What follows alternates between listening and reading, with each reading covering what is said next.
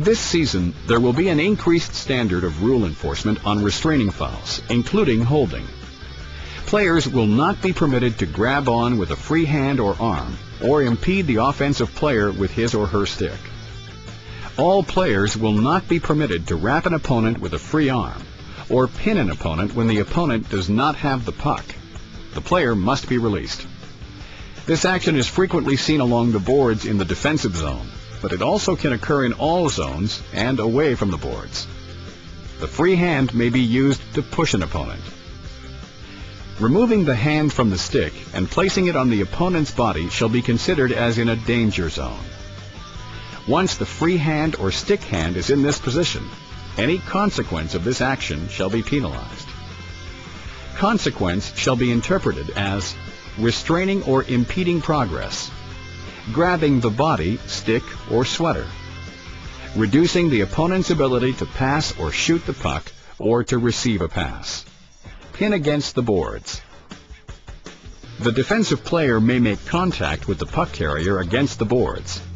He may continue to legally body check the puck carrier. Any illegal action of holding or pinning the player with the free arm or stick arm must be penalized.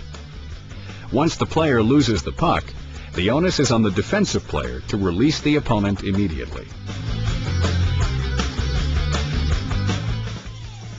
Players cannot use their free hand or arm to clutch and or grab the puck carrier.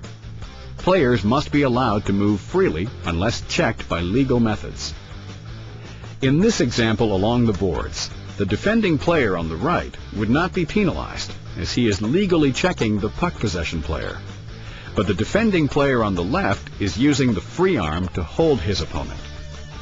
The player on the right is legally checking without the use of the free arm or cross-check, but using proper angling techniques.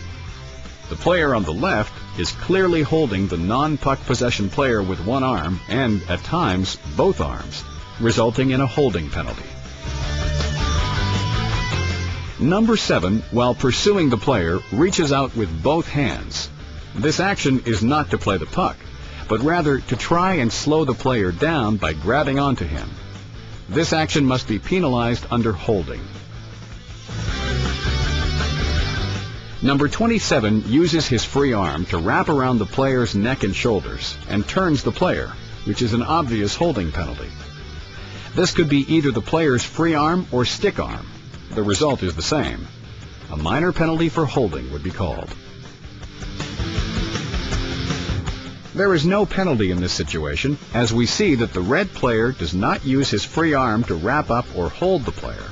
The puck is in the feet of the player being checked, and while we see the stick is between the legs, it's not being used to impede or have consequence to the player. The defending player releases his opponent immediately after the player loses control of the puck, showing the proper methods which will encourage under the new standard. Ruling? No penalty.